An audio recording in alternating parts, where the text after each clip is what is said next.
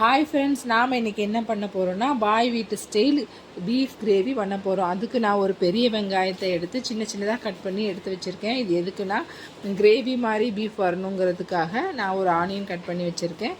அது onion cut பண்ணி வச்சுட்டு நான் கறியை நல்லா வாஷ் பண்ணி எடுத்துகிட்டு குக்கரில் கறியை போட்டுட்டு ஒரு டம்ளர் தண்ணி ஊற்றி அதுக்கப்புறம் கொஞ்சம் இஞ்சி பூண்டு பேஸ்ட்டு அரை ஸ்பூன் போட்டிருக்கேன். இஞ்சி பூண்டு பேஸ்ட்டு கொஞ்சம் மஞ்சத்தூள் போட்டிருக்கேன். அப்புறம் நம்ம கட் பண்ணி வச்சுருந்த வெங்காயத்தை போட்டு சால்ட்டு போட்டு குக்கரை மூடி வச்சிடணும். 4 விசில் வர்ற வரைக்கும் வெயிட் பண்ணணும். அது 4 விசில் வர்றதுக்காட்டி நம்ம மசாலா ரெடி பண்ணிடலாம்.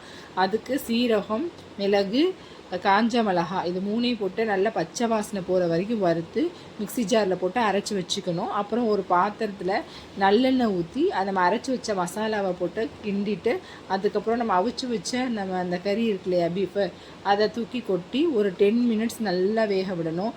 தண்ணி ஃபுல்லாக சுண்டி அந்த எண்ணெய் வெளியே விட்டு வர்ற வரைக்கும் நல்லா கொண்டுட்டோன்னா பீஃப்